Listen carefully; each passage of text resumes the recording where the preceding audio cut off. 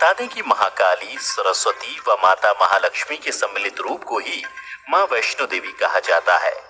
और जो कटरा में देवी माँ का भवन है, वहाँ आपको 3 पिंडी दिखाई देती हैं, जिनमें से एक देवी महाकाली, माँ महासरस्वती और देवी महालक्ष्मी की है। और इन तीनों देवियों के सम्मिलित रूप को सभी भक्त देवी वैष्णो बोलते हैं।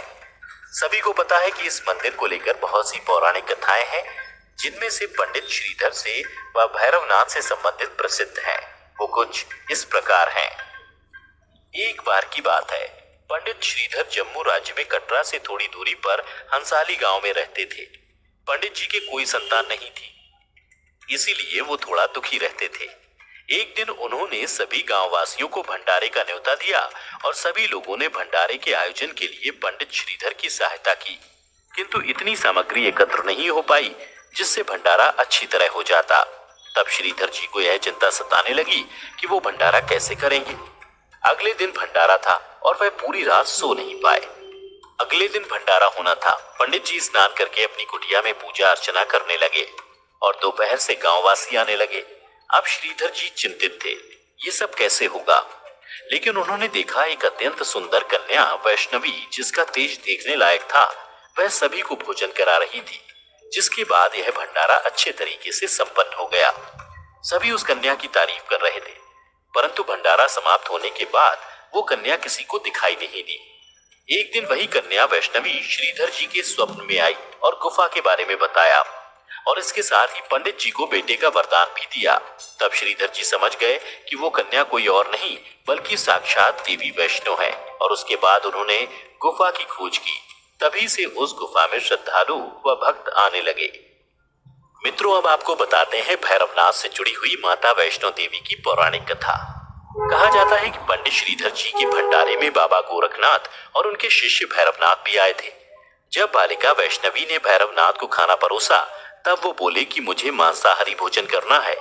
तब उस बालिका ने विनम्र भाव से भैरवनाथ से कहा कि यह एक पंडित के घर का भंडारा है, यहाँ आपको शुद्ध शाकाहारी भोजन ही मिलेगा। परंतु भैरवनाथ जिद करने लगे और उस बालिका को पकड़ना चाहा।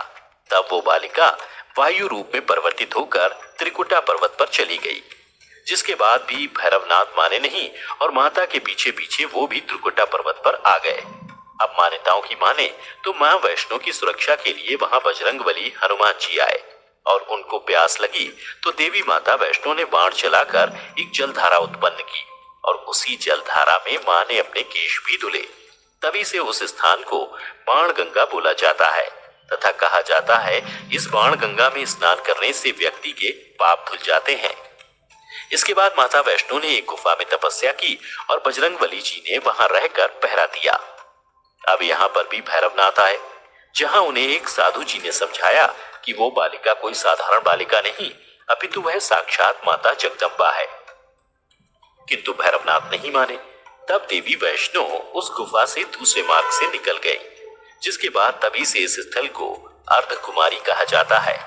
वहीं जब इस गुफा से माता जैसे ही बाहर आई, उन्होंने देवी का रूप लिया और भैरवनाथ को वहां से जाने को कहा और दोबारा गुफा के अंदर चली गई। लेकिन भैरवनाथ अब भी वहीं थे। तब हनुमान जी और भैरवनाथ का भयानक युद्ध हुआ, जिसका कोई अंत दिखाई नहीं दे रहा था। फिर माता वैष्णो ने बाहर आकर भैरवनाथ का वध किया। तब से यह स्थल भवन कहा जाता है और भैरवनाथ का सर जिस घाटी में गिरा उसे भैरव घाटी कहा जाता है और इसी जगह पर यहीं पर बाबा भैरव का मंदिर भी है।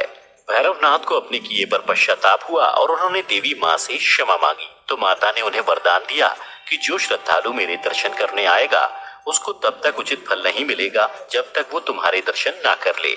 इसलिए सभी भक्त माता के दर्शन करके भैरवनाथ के भी दर्शन करते हैं।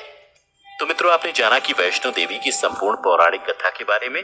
अगर आपको पहले से किसी भी बात की जानकारी थी तो हमें नीचे कमेंट करके जरूर बताएं। आज की वीडियो में बस इतना ही। हम उम्मीद करते हैं कि हमारी वीडियो के जरिए आपको कई सवालों के जवाब मिल गए होंगे।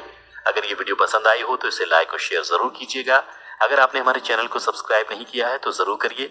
इसके साथ ही मुझे दें इजाजत। इस वीडियो को अंत तक देखने के लिए आपका बहुत बहुत शुक्रिया। और हाँ, अब आप हमारे सभी वीडियो फेसबुक पर भी देख सकते हैं, जिसके लिए आपको फेसबुक पर द डिवाइन टेल्स के पेज को लाइक और फॉलो करना होगा।